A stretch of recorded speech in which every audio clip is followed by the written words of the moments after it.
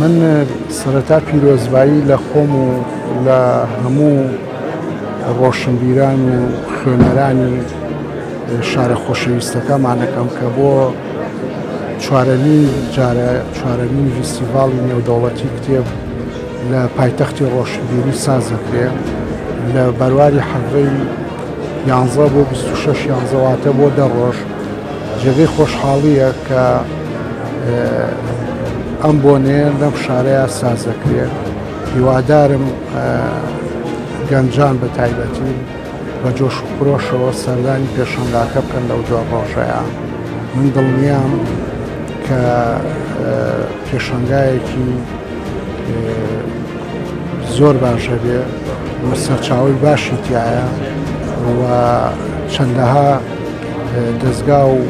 دەستگای چاپ و بڵاوکردنەوە بەشداریان تیا کردووە. دووبارە پیرۆزبایی لە خۆمان و لە شارە خۆشەویستەکەمانەکەم بۆ بۆنەوە.